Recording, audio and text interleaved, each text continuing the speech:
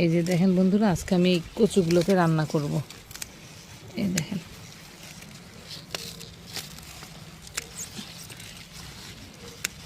এটা হচ্ছে কালো কচু। দেখেন, এটা খেতে খুব সুন্দর লাগে। এটা এটা একদম গলা চুলকায় না, কিচ্ছু না। এই দেখেন, এর না কাটলে আবার সমস্যা হয়ে যাচ্ছে। এই যে পাতাগুলো মরে যাচ্ছে। কাটবো কাটবো করে অনেক দিন থেকে কাটাও হয় না। এই দেখেন,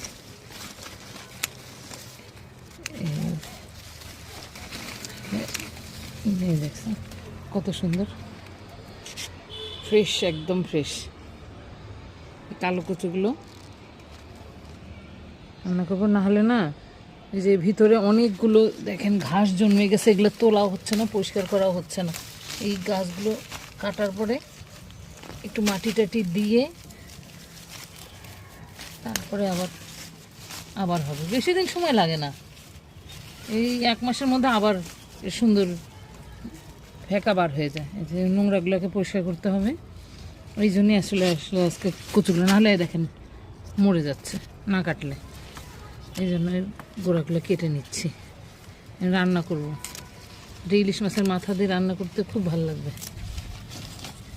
এগুলো খুব স্বাদ এই কচুগুলো। এটা আসলে মাটিতেই ভালো হয়, কিন্তু মাটিতে তো অত জায়গা নেই, তাই